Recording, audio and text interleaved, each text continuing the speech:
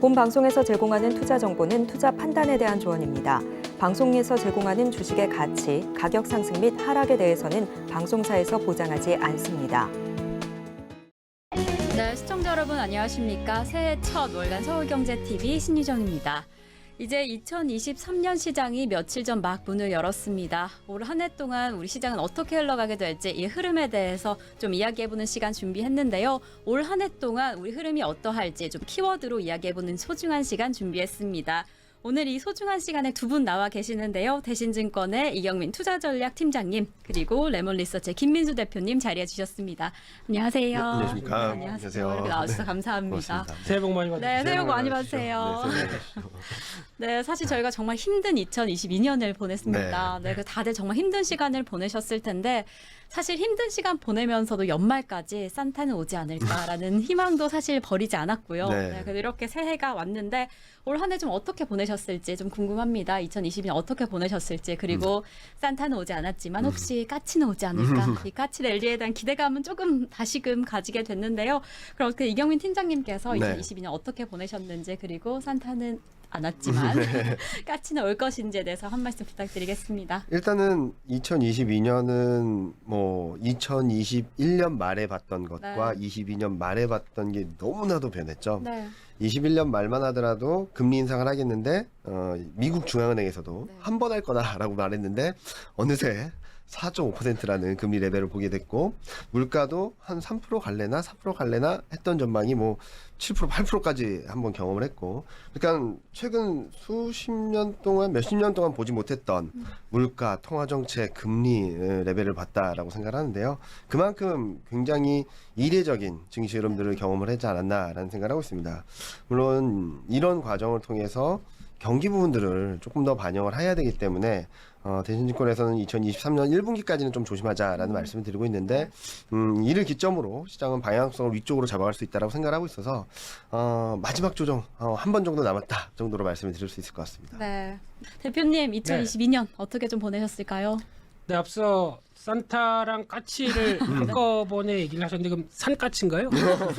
네, 아무튼 뭐든 왔으면 좋겠습니다. 네, 네, 맞아요. 그래서 저희가 너무 2022년 힘들게 보내다 보니까 앞서 팀장님께서 네. 딱 요약을 해주셨지만 네. 일단 그런 걸 다 몸으로 체험하신 저희 투자자분들께서는 지금 거의 멘탈이 바스락바스락 그러실 상황일 겁니다. 근데 그러면 2023년 그러니까 올해도 거의 이제 비슷한 이제 지난해 끝나지 않은 변동성은 계속 네. 남아 있을 네. 수밖에 없다고 봐야 될 것 같고요. 거기서 이제 또 작년에 그렇게 고생했는데 또 2021년 한 또 여름 때부터 그렇게 고생해 왔는데 네. 이거를 어떻게 또 잘 헤쳐나갈 것이냐 이게 또 가장 큰 고민이시겠죠. 네. 근데 중요한 거는 아마 이제 거의 금리는 거의 이제 정점으로 들어올 거고요. 거기서 이제 물가가 이제 약간 떨어지는 신호가 나올 거고 네. 네, 그런 쪽에서 이제 금리 이슈보다는 네. 이제는 이 금리를 가지고 얼만큼 시장이 그렇게 급하게 올랐지만 잘 견뎌낼 수 있겠느냐라고 네. 하는 체력적인 부분들을 많이 체크할 것 같습니다. 네. 네, 그게 이상이 없다고 하게 되면 어느 정도 좀 안도 쪽으로 나갈 텐데 네. 거기서 이제 이상 신호들이 계속 나오기 시작하게 되면 또 삐끄덕삐끄덕 거릴 수밖에 없거든요. 네. 근데 그런 쪽에서 가장 중요한 건 작년도 그랬지만 올해도 종목 싸움이죠. 네. 이게 계속될 수밖에 없는 현실에서 아마 우리 이경민 팀장님께서 잘 인도해 주실 겁니다. 예, 그런 흐름 따라서 네. 잘 가봐야 되겠죠. 네. 네. 그럼 저희가 이제 본격적으로 2023년 시장의 전망에 대해서 이야기하기 앞서서요. 이제 각 증권사에서 내놓은 코스피 예상 밴드를 좀 확인해 보도록 하겠습니다. 이제 각 증권사에서 코스피 예상 밴드를 좀 발표를 해줬습니다. SK증권 같은 경우에 가장 낮은 수준의 코스피를 발표를 했는데요. 2000에서 2450선을 형성하지 않을까라고 예측을 해줬고요. 한국투자증권 좀 가장 최고치를 좀 발표를 해줬습니다. 2650선. 이 선까지는 도달할 것이다라고 예측을 하면서 이렇게 내년 전망을 좀 봐줬습니다. 네, 이렇게 각 증권사에서 증시 전망을 봐줬는데요. 그럼 저 이제 대신증권에서는 좀 어떻게 전망하고 있을지 먼저 네. 여쭤보도록 하겠습니다. 2023년 좀 어떻게 흘러가게 될까요? 시장 전망 좀 한마디로 한마디로 네, 하면은 여쭤보겠습니다. 반전 드라마라고 반전 드라마. 말씀드리고 싶어요. 네, 그러니까 네. 앞서 대표님께서 말씀해 주셨던 것처럼 2023년 1분기까지는 변동성이 남아있는 변동성을 네. 좀 해소하고 풀어가는 시간이 필요하다라고 생각하는데 그를 기점으로 저희는 방향성을 위쪽으로 잡아갈 수 있다라는 말씀을 드리고 있고요. 밴드로 말씀드리면 2050에서 2650 뭐 전저점을 깰 수는 있겠지만 그를 시작으로 아마 2600선 회복하는 과정은 충분히 네. 나올 수 있다라는 말씀을 드리고 있고요. 반전 드라마라고 말씀드렸는데 증시뿐만 아니라 외환 시장에서도 그리고 경기 측면에서도 이런 것들이 전반적으로 2022년 겪었던 흐름과는 좀 다른 방향성을 보여주면서 네. 증시에는 좀 우호적이지 않을까라는 말씀을 드리고 있습니다. 단 23년 1분기를 잘 버티고 잘 견뎌야 된다라는 말씀을 드리고 싶습니다. 네, 이렇게 2050선에서 2650선 네. 이렇게 예측을 해주셨습니다. 네, 대표님, 네. 내년에 반전을 보여주게 될까요? 내년 좀 어떻게 흘러가게 될까요? 네, 반전 좋죠. 이런 거 좋은데 반전 와야죠. 제가 보니까 이번에 2023년 증권사 증시 전망을 보니까 네, 네. 이거 다 다 몰려 있죠. 이거 내년 괜찮은 거 맞나요? 이게 다 몰려 있죠. 네, 이러면은 네. 한데 여기 쏠려 있고 다 맞습니다. 이렇게 되면은 분명히 벗어납니다. 네. 아. 네, 분명히 벗어날 것 같고 바램은 아래쪽은 모르겠습니다. 네, 네, 네. 아래쪽은 그렇다고 네. 치고 위쪽은 제 개인적으로도 많이 벗어날 것 같습니다. 오, 네. 더 올라갈 것이다. 더 올라갈 걸로 네. 생각하고 있고요. 근데 이제 문제는 하단입니다. 음. 하단부가 앞서 팀장님 말씀하셨듯이 이게 저희가 변동성이 엄청 크게 나오기 시작한다라고 하게 되면 네.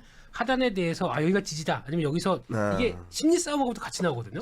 그래서 저점을 예측하기가 힘든데 이럴 때 이제 멘탈 관리가 중요한 네. 변화겠죠. 그래서 그런 걸 얼만큼 잘 관리하느냐 그게 이제 핵심인 것 같기 때문에 위로는 뭐 SK증권은 좀 반성해야겠네요. 이렇게 또 맞추지도 못한 뭐 이런 상황에서 이게 좀 어느 정도 좀 선방을 했으면 좋겠는데 제가 보기에는 이제 보통 저희가 연간 흐름 많이 보잖아요. 네. 그러니까 연봉이라고 합니다. 저희가 일봉, 주봉, 월봉 말고 연봉도 있습니다. 네. 연봉을 보게 되면 지난 1990년대 이후부터 나왔을 때 한 연간 한 20% 이상 큰 충격을 받잖아요. 네. 그럼 그 다음 연봉은 양봉입니다. 네. 대부분 그렇습니다. 그래서 이게 그대로 나오게 되면 2023년은 그리고 또 개묘년이지 않습니까? 그게 블랙 레빗 검은 토끼 네. 뭐 번쩍 뛰어야죠 토끼가. 그래서 뛰긴 뛰는데 뛰기 전에 도약을 합니다. 네. 그쵸. 약간 움츠리고 있다가 뛰지 않습니까? 네. 그 움츠리는 기간 동안을 얼만큼 잘 버텨낼 수 있느냐 이게 한 관건으로 봐야 될 것 같습니다. 네. 네. 어찌 보면 좀 비슷한 이야기를 해주신 네. 것 같은데 그 1분기에 조금 주춤할 수 있는 그 시장을 어떻게 버티느냐가 좀 관건일 것 같습니다. 네, 그럼 대표님 내년을 좀 네. 한마디로 정리해 주신다면 한마디로 어떤 멘트로 좀 탁 요약해 주실 수 있을까요? 네, 일단 시장 보시는 분들 진짜 나 주식 해야 돼 그러면서 너무 힘들어. 네. 내 목표는 원본. 예, 주식 투자의 목표가 어떻게 유지. 네. 원금이 됐는지 네. 모르겠지만 그러면서 참 시장에 대해서 가장 정 떨어지게 많이 했던 상황들은 나오겠죠. 그럼에도 불구하고 미워도 다시 한번 봐야 될 주식 시장이다. 네. 그래서 내년은 그러니까 올해는 양봉의 기운이 높기 때문에 오, 네. 잘 관리를 해서 이걸 좀 키워 나가야 되겠죠. 네. 그런 쪽에서 한번 좀 기본도 좀 충실하게 그리고 또 너무 작년 같은 경우는 파란색만 보다가 이제 빨간색에 대한 여러 가지 내 계좌의 변화가 나왔을 때 이걸 또 어떻게 잘 대응할까 이런 네. 것도 한 번쯤은 고민해야 될 한 해가 아닐까 생각됩니다. 네, 올 한 해 말씀해 주신 것처럼 좀 기본에 충실하시다가 네. 또 좀 어떻게 대응할지를 좀 고민해 보시면서 미워도 다시 한번 올해를 2023년을 잘 보내시면 좋을 것 같습니다. 네, 이렇게 저희 본격적으로 2023년에 대해서 이야기를 좀 나눠볼 텐데요. 올해에 다가올 이야기들, 올해 이슈들 좀 중요하게 살펴봐야 할 것들을 키워드로 좀 준비해 봤습니다. 우리 대표님과 팀장님께서 각각 5개의 키워드를 가져와 주셨는데요. 이 5개의 키워드 먼저 좀 확인해 보겠습니다. 팀장님께서 가져와 주신 키워드 5개입니다. 첫 번째 경기, 그리고 중국의 선전, 달러의 반전, 반도체, 그리고 산업 업종의 쏠림 현상까지 좀 키워드로 잡아주셨고요. 저희 김민수 대표님께서 잡아주신 5개의 키워드, 첫 번째로는 경기, 두 번째 중국 리오프닝, 그리고 반도체, 부동산, 가치주 이렇게 잡아주셨습니다. 첫 번째 키워드, 이제 경기에 대해서 이야기를 먼저 해보면 좋을 것 같습니다. 사실 첫 번째로 좀 핵심이 될 이슈로 인플레이션을 잡지 않을까라고 좀 예측하기도 했는데 경기를 잡아주셨어요. 네, 대표님, 네. 경기에 대해서 좀 어떻게 키워드로 잡아주셨을까요? 네, 앞서 서두에 잠깐 말씀드렸지만은 그러니까 미국 기준으로 보게 되면 거의 뭐 제로 금리에서 네, 올라온 것 치면은 4배가 뛰었습니다. 네. 저점 대비해서 4배가 뛴 거죠. 네, 이런 상황들을 떼서 이제 관건은 그거 같습니다. 이제 물가가 어느 정도 잡히기 시작하게 되면 금리는 거의 이제 막바지 쪽으로 왔겠죠. 네. 더 안 올리는 과정이 나오는데 또 금리를 한번 올리게 되면은 만약에 저희가 뭐 인하를 한다, 아니면 금리가 다시 떨어진다라고 했을 때 충격적인 사건이 나오지 않는다면 보통 뭐 10개월, 11개월 걸린다고 하더라고요. 네. 평균적으로. 근데 중요한 건 이 충격적인 사건 이런 거 안 나와야 되겠죠.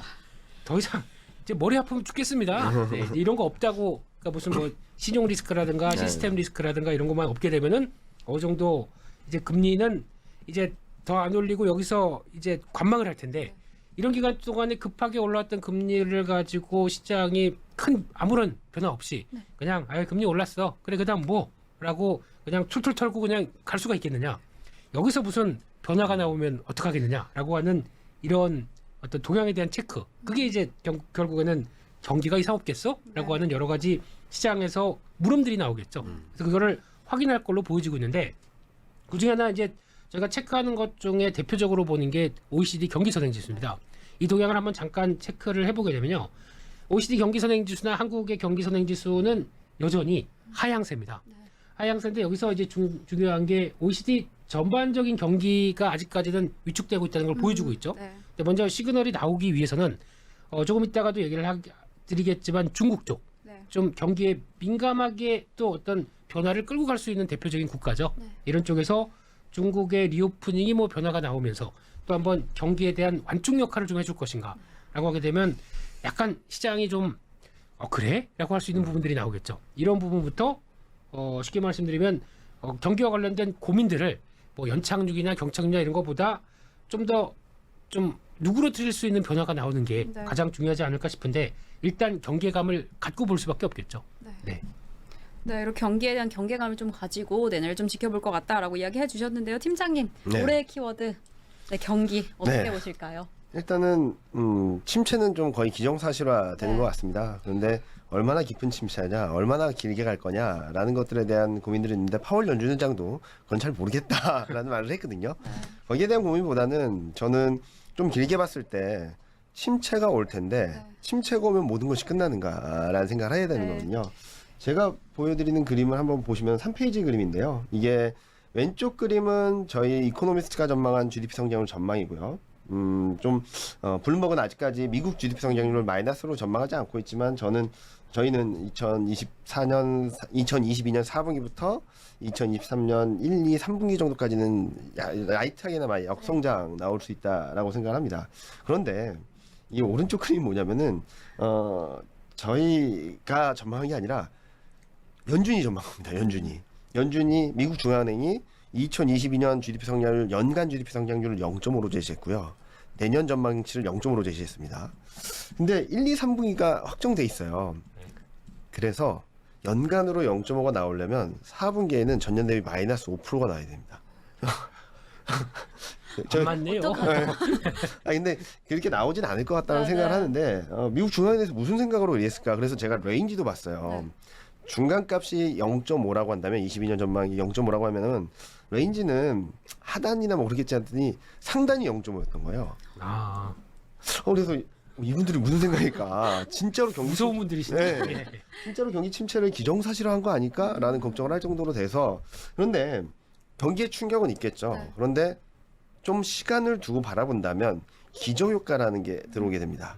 그러면은 2023년 4분기부터 2024년 3분기까지는 플러스일 가능성이 높다라는 거죠. 네. 그러면은 어떤 깊이가 될지는 좀 봐야 되겠지만 2023년 상반기를 지나면서는 더 나빠지기보다는 좋아지는 쪽으로, 그리고 기저효과가 들어오는 구간에서는 플러스권으로 반전을 할 수 있게 된다면, 저는 2023년 상반기에 계속적으로 기회라고 말씀드린 것들이 이런 충격 변수가 있다 하더라도 충분히 극복할 수 있는 흐름들이 보여줄 수 있겠다, 모멘텀 보여줄 수 있겠다라고 말씀드리고 있어서, 일단은 하반기 경기에 대한 기대감들, 턴어라운드에 대한 기대감들을 감안해서 본다면 저는 충분히 좀 투자 기회가 오지 않을까라는 얘기를 드리고 있습니다. 네. 근데 사실 어찌 보면 침체라는 단어만 들어도 네. 투자자분들이 많이 위축이 될 것 같다라는 생각이 듭니다. 근데 네. 그래도 어쨌든 상반기만 잘 견디면 오히려 큰 기회가 올 것 맞습니다. 같다라고 네. 그렇게 생각해 주셨습니다. 네, 그럼 저희 다음 키워드로 한번 넘어가 보겠습니다. 다음 공통적으로 잡아주신 두 번째 키워드는 바로 중국입니다. 네.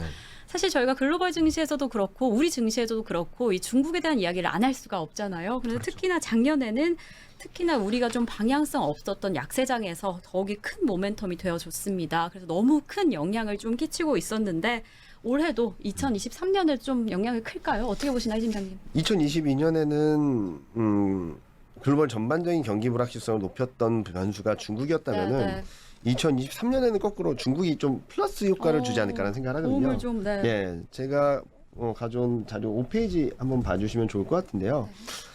전 세계적으로 2022년보다 23년 경제적 성장률 전망 레벨이 툭 떨어지게 됩니다.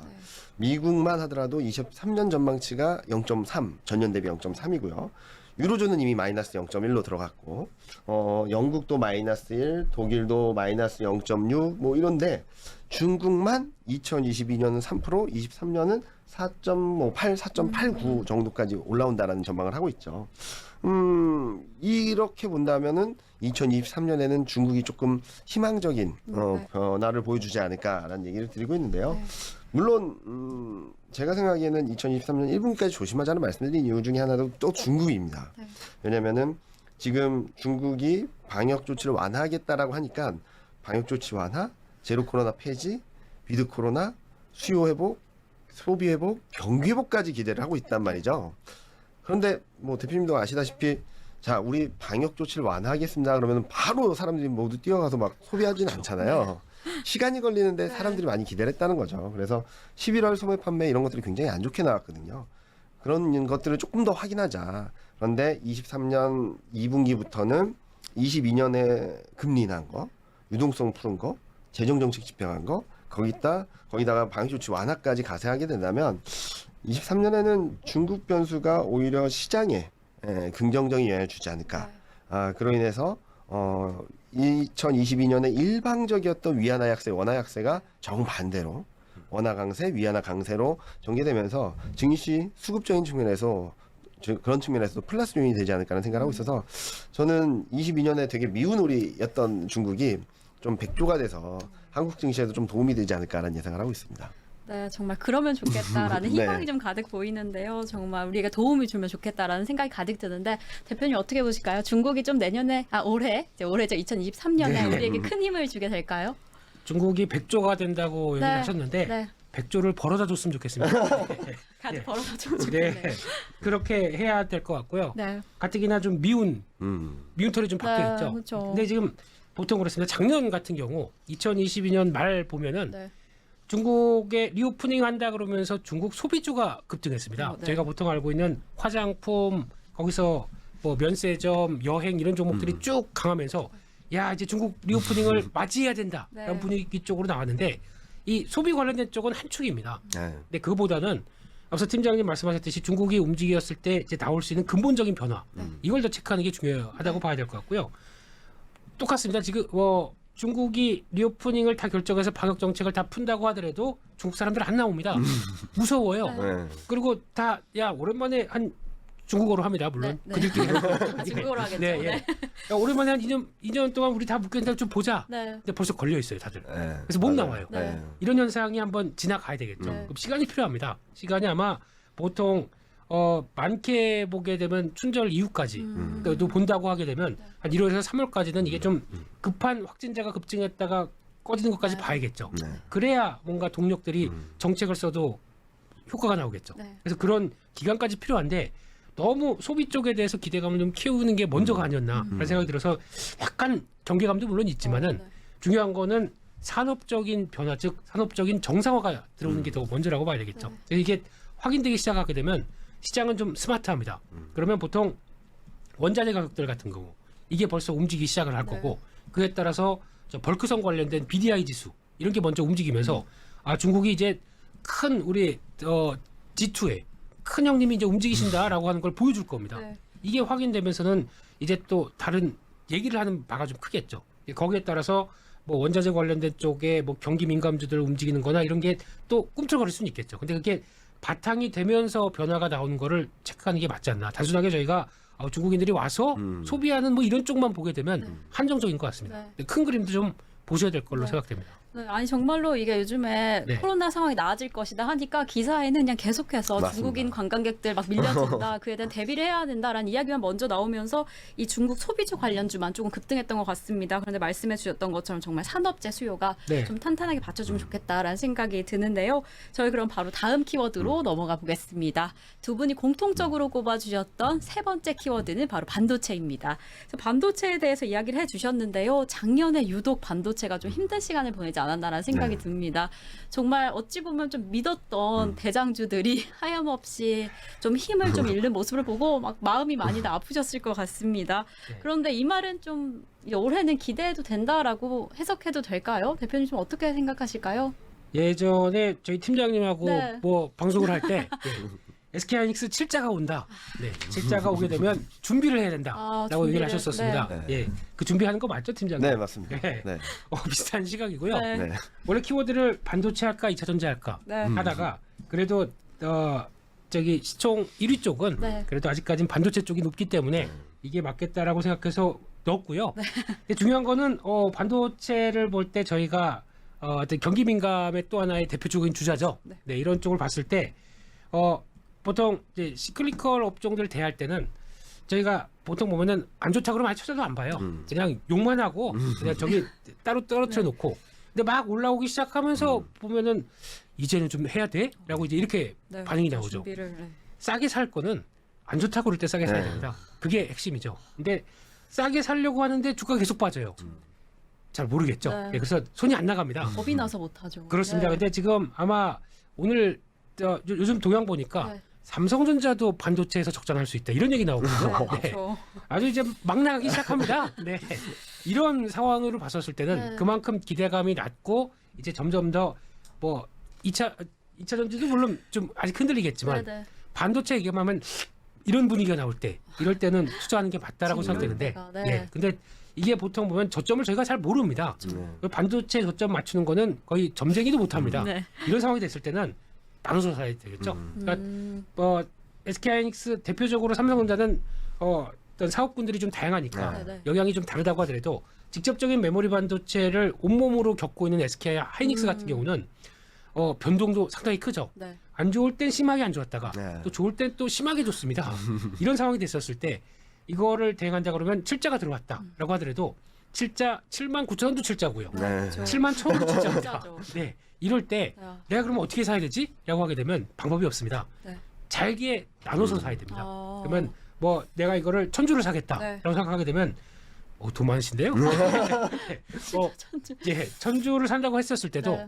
차라리 50주, 100주씩 네. 쫙 뭐 오늘 한 2% 밀렸네라고 했을 때 그럴 때 사시고 예, 또 기다렸다가 또 밀렸네 그럴 때 사시고 네. 이렇게 나눠서 확률상을 좀 높이는 게임을 하시는 게 어떨까 이렇게 네. 생각이 듭니다. 사실 진짜 머리로는 알고 있지만 네. 이게 하염없이 떨어질 때는 정말 겁이 나서 네, 접근을 그렇죠. 못 하시는 네. 분들이 많을 것 같은데 팀장님이 생각하시는 전략 지금 들어가도 될까요? 이 반도체주들. 저는 반도체에 대응하는 거는 대표님이랑 똑같은 생각이에요. 네, 네. 예, 왜냐면은 지금 저점권에 근접하고 있다라고는 네. 말씀드릴 수 있는데 그렇다고 해서 여기가 진바닥인가라는 것들은 조금 더 확인해야 되기 때문에 네. 좀 분할해서 사시면 네. 좋겠다 말씀드리고요. 네. 23년을 바라보는 데 있어서 왜 반도체를 없냐라고 말씀을 드리면은 한국 수출, 기업 이익 그리고 증시 흐름에 있어서 선행성을 보여왔습니다. 한국 수출이 지금 최근 연속적으로 마이너스를 기록하고 있는데 반도체는 이미 몇 달 전부터 마이너스를 네. 걸어왔고요. 기업 이익도 꺾이는 시점에 있어서 반도체가 먼저 꺾였고요. 증시 흐름에 있어서도 반도체가 먼저 조정을 받았죠. 어떻게 보면은 증시 바닥을 통과한다라는 시그널이 천병이 아마 반도체가 되지 않을까라는 생각을 하고 있고요. 그런 것 측면에서 저희는 23년 1분기 중에 조정이 좀 더 있을 수 있다라고 말씀드리는데 반도체는 먼저 바닥을 잡아주지 않을까라는 기대를 하고 있습니다. 그래서 반도체가 바닥을 잡아준다면 시장의 방향성이 조금 더 안정적이겠구나라는 생각을 하시면 될 것 같고 이런 그림은 굉장히 오랫동안 반복되었습니다. 한국 수출을 선행한 것도 반도체였고요. 여러 가지 증시나 기업 이익의 선행성을 보였던 게 반도체라서 이번에 너무너무 안 좋다라고 하시는데 거꾸로 저는 2023년 반전의 키는 반도체가 쥐고 있다라는 말씀을 드리고 싶습니다. 네, 약간 시그널이 되어줄까요, 대표님? 이게 좀 경기 침체를 이겨내고 네. 올라가는 시그널이 반도체가 되어줄 수 있다라고 좀 해석하셔도 괜찮을까요? 아마 저희 이 방송이 네, 네. 네, 거의 성전으로 이게 예. 다시 떠오르는 거 아닐까요? 2023년 말에 네, 올해 말에 갔을 때 성지글처럼 네, 예, 성지 방송으로 예, 딱 봤는데 아이고 그 서울경제 볼 걸. 하셨다고. 네, 그랬으면 좋겠습니다. 네, 네. 그럴 것 같습니다. 네, 이 점이 좀 주목할 만한 포인트가 아닌가라는 생각이 드는데요. 사실 반도체에 대해서 다들 좀 고민을 하셨을 텐데 네. 이 대표님께서도 2차 전지를 고민하다가 공통된 키워드로 반도체를 가져오신 게 조금 집중하실 만한 포인트가 아닐까라는 네. 생각이 조심스럽게 들고 있습니다. 맞습니다. 네, 이렇게 공통적으로 골라오신 3개의 키워드를 만나봤습니다. 이제 두 분께서 다르게 잡아주신 2개의 키워드를 각각 좀 알아볼 텐데요. 이번에 이경민 팀장님 네. 이야기 먼저 들어보도록 네. 하겠습니다. 이 달러의 향방에 대해서 이야기를 해주셨는데요.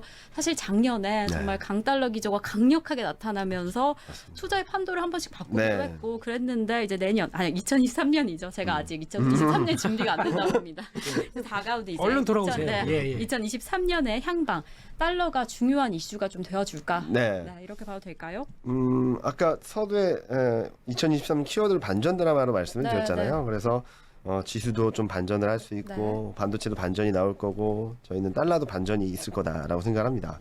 일단 22년에 왜 일방적으로 달러가 강했나를 생각해보면 미국만 경기가 괜찮았고요. 네. 그러다 보니까 미국만 금리 인상을 엄청나게 세게 하면서 강하게 하면서 다른 나라들과의 금리 격차를 벌려왔습니다. 이럴 때는 달러가 강할 수밖에 없어요. 근데 23년 2분기를 지나면서 어떤 변화가 있냐면 미국과 유럽 그리고 한국 전 세계적인 나라들과의 금리 격차가 멈추거나 플랫하거나 유럽과는 금리 격차가 좀 좁혀진다라는 전망이 들어오고 있고요. 그리고 유럽 경기가 얼마나 좋냐라는 말씀을 물어보신다면 답을 못 드리겠지만 기저효과에 의해서 반전이 나옵니다. 2023년 하반기부터는 유럽 경기가 모멘텀 자체가 좀 좋은 것처럼 나오기 시작하고 할 거예요. 거기다가 앞서 말씀드렸던 중국 변수까지 가세해주게 된다면 달러는 점차 약세로 가는데 원달러 환율 좀 더 내려가는 그림으로 생각하고 있어서 대신증권에서 2023년 1분기 중에는 원달러 환율이 한 번 더 1,400원 돌파 시도는 가능하다라고 하는데 그 시점을 고점으로 연말에는 1,200원 초반 또는 그 밑으로도 갈 수 있다라는 말씀을 드리고 있거든요.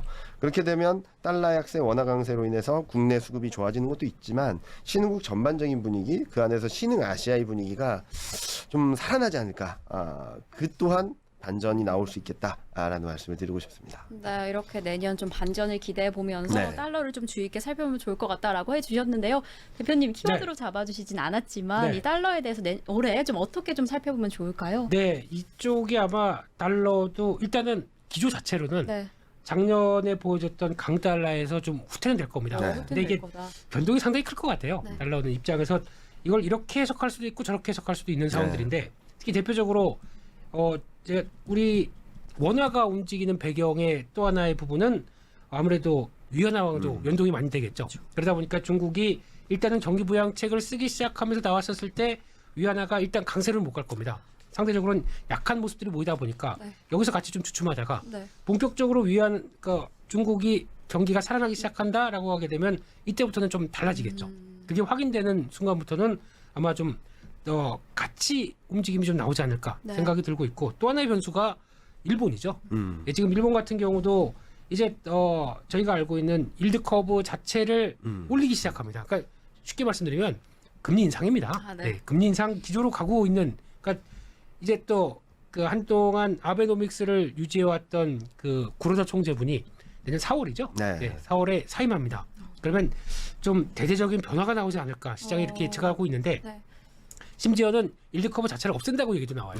네, 그만큼 어떤 그동안 갖고 왔던 뭐 10년 가까운 정책들이 바뀐다라고 네. 했을 때 일본에 대한 시각들이 바뀌면서 나오는 엔화가 그냥 무조건 엔화는 그냥 공식처럼 약해. 이 부분이 사라지게 됐었을 때 나올 수 있는 변화는 달러 약세로 가는 부분들이 나올 수밖에 없거든요. 그러니까 이게 얼만큼 또 일본들이 변화가 가져주느냐라는 부분에 대해서도 또 환율이 영향을 받을 수가 있겠죠. 그래서 결론은 일단 정점은 작년에 좀 찍은 것 같긴 한데 아, 네. 이게 그렇다고 해서 달러가 쉽게 죽느냐?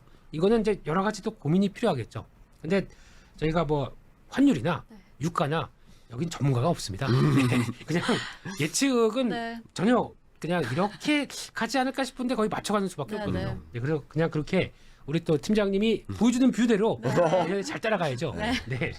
네, 팀장님이 말씀해 주신 것처럼 네네. 대표님이 말씀해 주신 것처럼 사실 달러에 대해서 이야기할 때 중국의 내년 상황 네. 좋아질 것이다라고 이야기해 주셨고 또 일본의 4월 네. 그 4월을 기점으로 좀 변화가 있지 않을까라는 생각이 듭니다. 그래서 그런 기점들 그런 이슈들을 좀 살펴보시면서 달러까지 그리고 그 달러가 줄 영향까지도 함께 좀 꼼꼼히 살펴보셔야 할 것 같다라는 생각이 듭니다. 그럼 저희는 다음 키워드로 넘어가 보겠습니다. 우리 김민수 대표님께서 꼽아주셨던 부동산.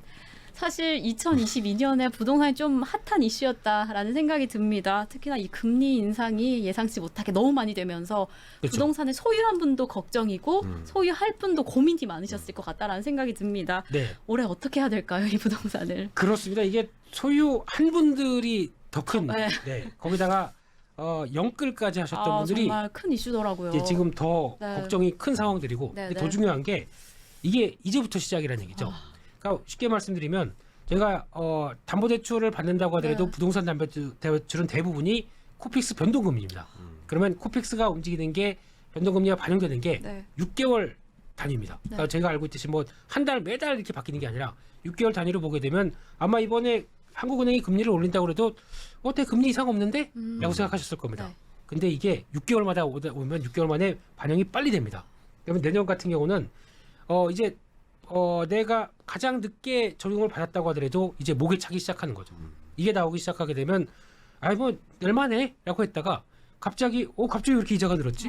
라고 하게 되면 이제 뭐 솔직히 금액에 따라서 다르겠지만 한 뭐 몇십만 원대에서 있다가 갑자기 100만 원대 이상으로 훅 들어온다라고 하게 되면 내 월급에서 차지하는 비중이 거의 뭐 2배씩으로 올라갔다라고 했을 때 과연 이거를 이제 감내할 수 있겠느냐? 근데 감내는 물론 하죠. 그렇다고 거기다가 집값 하락했는데 거기다 던지진 않습니다. 네, 네. 뭘 줄이냐면은 내가 그 동안에 그러면 여가 생활했고 뭐 좀 네. 예 좀 내 나를 위해서 삶을 영위하는 가꾸고 것들을, 뭐 이러고 네. 했던 게 약간 잠깐만 다시 고민해야 되겠는데라고 네. 하죠. 결국은 내수 소비 위축으로 다가오죠. 네. 이게 나올 수밖에 없기 때문에 이게 여파가 얼만큼 내수에 대한 타격을 가져오느냐 네. 이것도 상당히 중요할 것 같은데 저희가 주식이나 경제를 바라볼 때 대한민국에서 내수를 너무 잘 안 보는 경향들이 있어요. 근데 이거 되게 중요합니다. 그게 나왔을 때 심리적으로 또 팍팍해짐과 피폐함들이 나왔을 때 또 나올 수 있는 또 이게 대표적인 게 자영업자분들 네. 같은 경우도 거의 코로나 때부터 이걸로 연명하면서 좀 버텨왔던 네, 분들이 정말 버티셨을 텐데. 그렇죠. 네. 이게 이제 또 어떤 기로에 서 있다라고 아, 하게 되면 그러니까 올해 좀 중반 때 나올 수 있는 이런 허덕임들 네. 이게 얼만큼 시장에 여파를 미칠 것이냐 이게 네. 좀 걱정은 걱정입니다. 네. 근데 이게 좀 다른 쪽에서 뭔가 활로를 키워줘서 이거를 좀 뚫을 수 있게 보여줘야 되는데 네.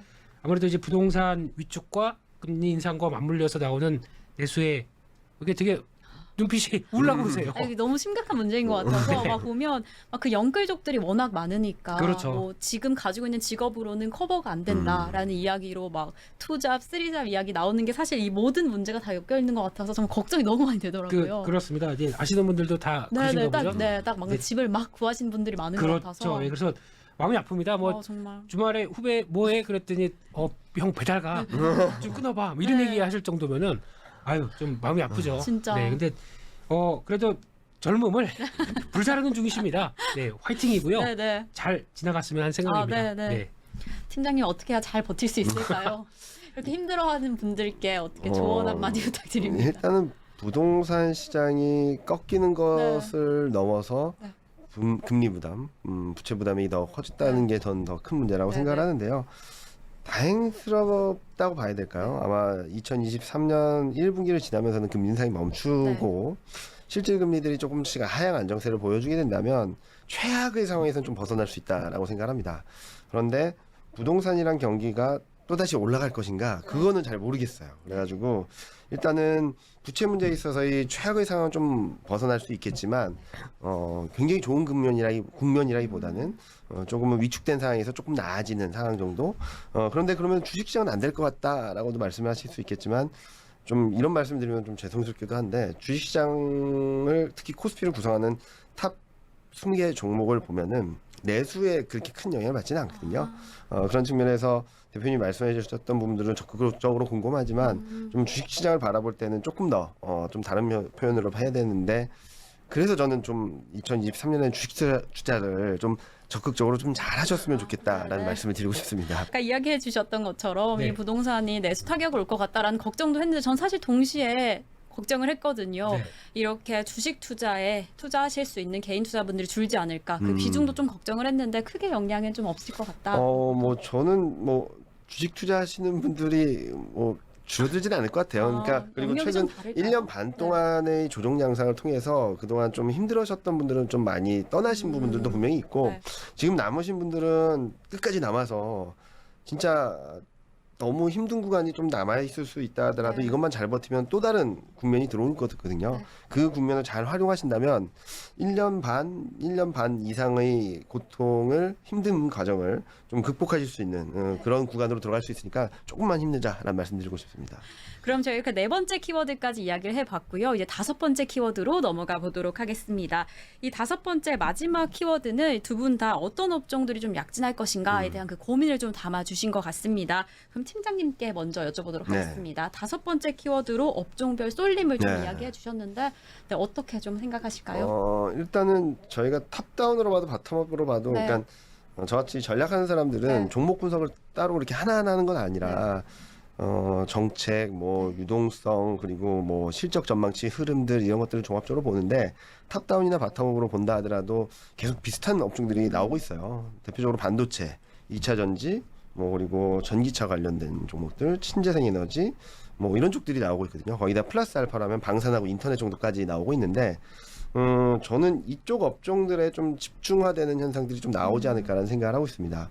왜냐면은 긴축 시대라고는 하지만 이들 업종에 재정이 투입됐고요.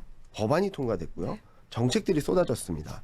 차별적으로 뭔가 이 모멘텀들이 계속적으로 들어오는 상황이었죠. 경기 변수에 따라서 많이 힘들기도 했었지만 충분히 발현될 수 있는 위쪽으로 볼 수 있는 모멘텀들이 살아있다라는 말씀을 드리고 있고 24년까지 시계를 열어놓고 본다면은 이들 업종에 대한 실적이 조금 더 올라간다는 전망들이 들어오고 있습니다. 네. 그런 가운데 앞서 꾸준히 말씀드렸던 것처럼 글로벌 경기가 좀 턴어라운드하고 달러가 좀 슬로해지고 외국인 수급이 좀 개선된다고 한다면 이들 업종으로 외국계 자금들이 좀 집중되면서 좀 시장을 이끌어가지 않을까라는 생각을 하고 있고 그런 과정에서 주도주로서 부상을 할 수 있지 않을까라는 기대를 하고 있어서 저희는 반도체, 2차 전지, 전기차, 신재생에너지 그리고 플러스 알파 방산하고 인터넷까지 이 7개 업종을 좀 계속적으로 주목해서 보자. 다만 지금 뭐 시장이 떨어진다고 해서 막 뛰어들기보다는 조금 더 확인하고 대응하셔도 전혀 늦지 않는다라고 말씀드리고 싶습니다. 네, 어찌 보면 올해 좀 힘을 내줄 수 있는 업종으로 네. 좀 말씀해주신 업종을 좀 집중하면 좀 좋을 것 네. 같다는 생각이 드는데요. 네, 팀장님께서 반도체, 2차 전지, 그리고 전기차, 신재생 에너지, 방산주까지도 좀 잡아주셨습니다. 이런 종목들 내년에 좀 힘을 내줄 것 같다라고 해주셨는데 대표님 좀 같은 생각이실까요? 네, 뭐든지 됐으면 좋겠고요. 네, 뭐든지 좀 힘을 내주면 좋겠네요. 좋겠는데, 저는 이제 바라보면서 이제 그런 거 있죠. 네. 그러니까 지금 약간 제가 표현드린 게 가치주라고 네. 얘기를 드렸던 부분들이, 그러니까 쉽게 말씀드리면 그거죠. 작년에 보다 보니까 저희가 보통 종목들을 볼 때 이런 종목이 여기까지 내려올 자리인가? 라는 생각이 들 정도로. 네. 그러니까 저희 보통 이제 대형주 잘 알려진 종목들은 뭐 그렇다고 쳐도 물론 지수 따라서 많이 밀렸어도 지수 따라서 더 혹독하게 고통을 많이 받은 쪽이 중소형주입니다. 근데 뭐 실적 안 나오는데 뭐 스토리에 따라서 움직이는 이런 거 빼고요. 네. 저희가 보통 알고 있는 대표적으로 뭐 의식주 관련된 쪽. 네. 그러니까 의식주라고 하게 되면 그러니까 다 옷, 의류 쪽도 있을 거고요. 먹는 거 그건 또 있을 거고 주는 술주자입니다. 아, 술주로 들어가나. 예? 네. 그러니까 마찬가지로 부동산이 엉망이다 네, 그렇죠. 보니까 그에 따라서 나왔던 이제 대표적인 건설주 이런 것도 분명히 보면은 적자는 아니에요. 적자도 아니고 물론 감익이 됐다고 하더라도 이게 심각한 감익이 아니라 분위기를 보기 위해서 이제 현금 쌓아놓고 해서 기업들이 좀 기다리는 거거든요. 네. 그러니까 이거를 활용할 방안을 찾기 위해서 보게 되면 반대로 현금성 자산이 더 많아졌어요. 아직 투자를 적극적으로 못하다 보니까. 네. 그런데 보면은 저희가 보통 계산하는 것 중에 PBR 밴드라고 있습니다. 이게 역사적으로 이게 자산 가치 대비 얼마큼 내려올 것인가라고 보다 보니까 좀 몇 가지 찾아보게 되면 좀 저희가 그래도 알려진 대표적인 의류주라든가 이런 쪽에 있는 종목들이 다 역사적 바닥권까지 내려가 있습니다. 이건 분명히 시장에 시그널만 나오기 시작하게 되면 내가 여기 있으면 안 될 자리지 그러면서 팍 하고 돌아갑니다. 근데 그거에 대한 어떤 변화에 대한 흐름들이 좀 나오지 않을까라는 쪽에서 이런 쪽도 한번 좀 챙겨봐야 될 것 같고요. 네. 그러니까 싸도 많이 싸다. 하지만 시장 때문에 또 뭐 금리 매크로 변수들 여러 가지 신경 쓰다 보니까 막상 싸긴 싼데 사람들이 또 접근을 못하는 거예요. 사곤 싶지만 사면 괜히 또 내가 사면 물릴 것 같은 이런 현상이 되다 보니까 기피했던 거죠. 이런 게 이제 제자리를 찾아가는 과정도 나올 것이다라고 하게 되면 어떤 재발견들이 많이 나올 텐데 그게 이제 앞서 말씀하셨던 물론 뭐 어떤 수출과 관련된 부분들 또 영역이 확장되면서 나오는 어떤 섹터적도 중요하겠지만 섹터를 가리지 않고 만약에 어떤 실적이 심각하게 빠지지 않았는데 주가만 많이 빠진 종목들 중소형주 쪽에서도 계속 찾아다니는 싸움들이 나오지 않을까. 그럼 거기서 나오는 변화는 의외로 이게 뭐 어떤 이 회사가 좋아서 움직였다라고 어떤 이유를 대기보다 정상화되는 과정들이죠. 이걸 좀 기대할 수도 있지 않나 생각됩니다. 네, 이렇게 5가지 키워드를 통해서 이 시장의 요소를 좀 확인해 봤는데요. 이제 이런 부분을 이 개인 투자자분들이 가장 궁금해하지 않을까라는 생각이 듭니다. 이제 2023년에 이렇게 이야기해 주신 전략들, 이 키워드를 위주로 좀 살펴보실 텐데 그래도 이 섹터만은 놓치지 말아라. 좀 집중하면 좋을 것 같다라고 좀 추천해 주시면 훨씬 수월하지 않을까라는 생각이 듭니다. 팀장님께 먼저 여쭤보도록 네. 하겠습니다. 2023년 이 섹터는 놓치지 말아라 하는 좀 토픽주가 있을까요? 일단 반도체입니다. 네, 반도체. 네. 저희 대신증권에서는 2016년, 17년처럼 반도체가 시장을 좀 이끌어가지 않을까라는 네. 기대를 좀 하고 있거든요. 네. 2016년 저점권하고 지금 2022년, 23년 초반하고 좀 많이 비슷해요. 네. 업황이나 실적이 너무 안 좋다라고 해서 투자를 줄이고 있죠. 네. 캐펙스 컷이라고 하는데 투자를 줄임으로 인해서 나타난 현상들은 수요와 공급에 있어서 네. 수요가 둔화되는 것보다도 투자가 더 많이 줄어들음에 따라 2023년 하반기부터는 수요가 좀 우위를 보이고 그로 인해서 반도체 가격이 상승을 하고 반도체 업황이 턴어라운드하는 국면이 진입할 수 있다라고 생각하고 있고요. 두 번째 키포인트는 비메모리 쪽입니다. 그러니까 메모리 수출과 비메모리 수출에 한번 찾아보시면은 2022년 11월을 기준으로 메모리 반도체 수출 금액이 비메모리 반도체 수출 금액이 비메모리 반도체 수출 금액이 메모리 반도체 수출 금액보다 많아졌어요. 워낙 메모리 반도체가 못했던 것도 있지만 네. 이처럼 비메모리 쪽에서 우리가 알게 모르게 성장을 하고 있다는 점들 그리고 마지막으로는 중국에 대한 기대감들을 여러 가지를 하고 있는데 저는 소비 쪽을 기대하고 있습니다. 중국 경제 공작 회의를 본다 하더라도 내수 활성화에 모든 걸 집중한다는 듯한 모습이거든요. 그러면 중국을 더 이상 글로벌 공장으로서 역할하는 것들은 좀 약해졌고 소비도 옛날처럼 소프트 소비보다는 좀 더 무게감 있는 IT라든지 이런 쪽 소비가 더 커질 수 있다라고 본다면 IT 그중에서 반도체가 시장의 중심을 잡지 않을까라는 생각을 하고 있어서 반도체를 가장 선호 업종으로 말씀을 드릴 수 있을 것 같습니다. 네, 이렇게 올해는 2023년에는 반도체, 네. 비메모리 관련주를 네. 좀 집중하시면 좀 투자 전략을 짜 나가실 때 도움이 될 것 같다라고 이야기를 해주셨습니다. 대표님 어떻게 네. 생각하실까요? 어떤 업종에 어떤 섹터에 좀 집중해주면 좋을까요? 제가 반도체를 꼽으려고 하다가 워낙 팀장님이 네. 그쪽에 정통하신 분인 줄 알고 있고 그러실 줄 알고 다른 걸 준비해 주셨나요? 피했습니다. 와. 이게 방송의 묘미죠. 네, 네. 너무 좋네요. 그래서 다양한 의견 네, 너무 서울경제TV에서 추구하는 바 그렇습니다. 그래서 이제 반도체도 좋은데 저희가 또 잘하는 것 중에 하나가 디스플레이가 있습니다. 네. 디스플레이 쪽도 돌 수 있다라는 네. 쪽에서 보는데 워낙 또 위축이 많이 됐던 부분이죠. 한때 코로나19 기간 동안에 다 우리 집에 있으면서 TV 바꿨다. 네. 이러다 보니까 또 태블릿도 바꿨다. 네. 하다 보니까 수요가 좀 절벽이 나오다 보면서 고생한 기간들이 있는데 근데 그럼에도 불구하고 자생적인 회복은 들어갈 거고요. 네. 거기다 추가로 플러스 알파가 나오기 시작합니다. 그게 뭐냐면은 이제 올해부터 펼쳐질 AR, VR 이쪽에 대해서 원래는 지금 저희가 다 삼성 같은 경우나 LG 같은 경우도 OLED를 통해서 나오는 디스플레이 쪽에서 이제 새로운 변화죠. 네. 이쪽을 어떤 식으로 끌어갈 것이냐라고 많이 고민을 했었는데 일단 중국이 LCD를 거의 포화 상태로 나오다 보니까 막 쫓아오기 시작합니다. 네. 근데 이번에 위축이 되다 보니까 또 이제 여러 가지 한 2년 동안 봉쇄가 되고 하다 보니까 이게 좀 못 따라오는 상황이 돼버렸어요. 아직까지는. 그래서 박차를 물론 내겠죠. 네. 하지만 이때 기회다 싶어서 새로운 기기들이 탄생할 때 아마 박차를 가할 것 같습니다. 첫 번째로 삼성 디스플레이 같은 경우는 이번에 탕정 라인을 약간 마이크로 LED 쪽이나 그리고 또 올레 도스라고 합니다. 이런 쪽에서 AR, VR 쪽에서 적용하기 쉽게 나올 수 있는 이쪽에 파일럿 라인을 설치를 했고, 원래 그쪽이 약간 대형 OLED TV 쪽으로 가려고 했던 라인들이 여기서 약간 전환시켜서 이쪽이 더 맞겠다라고 이제 전환되는 모습들이 나오는 거죠. 네. LG 같은 경우는 LG 디스플레이 같은 경우는 OLED 쪽을 약간 차량용 쪽으로 네. 변환시켜서 좀 더 특화시키겠다라고 하는 부분들이 나오게 되면 OLED에 대한 또 다른 변화가 나올 수 있겠죠. 이런 쪽에서 대표적인 뭐 종목 같은 경우 저희가 다 아는 종목들이 있습니다. 뭐 OLED 소재 쪽의 대표 주자 이녹스 첨단 소재라든가 덕산 네오룩스 이런 종목들이 다 그런 역할들을 할 걸로 보여지고 있고요. 네. 산업이 커지고 이에 따른 변화가 나왔었을 때 소재를 공급하는 회사들은 당연히 매출의 기회가 높아지겠죠. 지금도 안 비싼데 좀 더 플러스 알파가 가해진다. 그러면 기회가 되지 않을까라는 쪽으로 바라보고 있는 게 좀 팀장님을 비껴나가서 OLED 쪽으로 말씀드렸고요. 네, 네. 또 하나 두 번째는 음식료 쪽에 대한 재발견이 또 들어올 수 있겠다라고 네. 보여지는데 그동안 인플레이션이 계속되다 보니까 가격을 따라 올렸습니다. 근데 물가가 이제 정점을 찍고 내려가기 시작하면서 곡물 가격들 대표적으로 곡물 가격 수입 많이 하죠. 음식료 업체들은 이게 이제 떨어지기 시작합니다. 안정되기 시작하게 되면 아이고 그동안 고생하셨습니다. 우리도 제품 가격 내리겠습니다.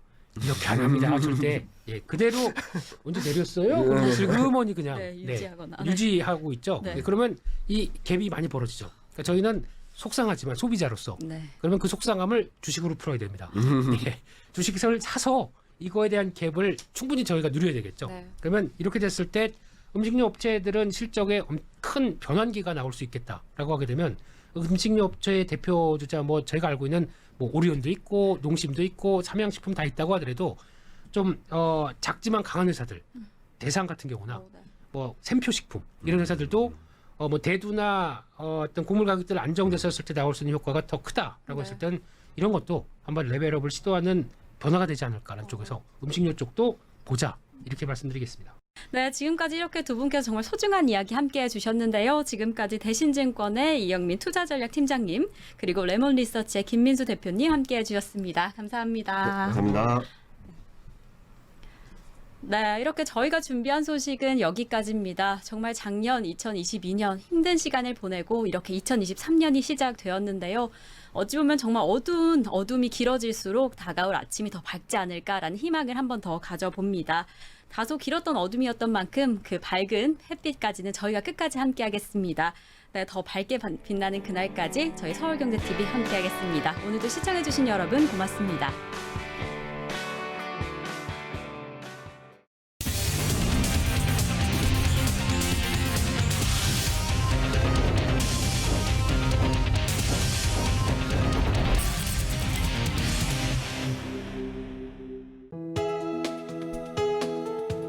본 방송에서 제공하는 투자 정보는 투자 판단에 대한 조언입니다.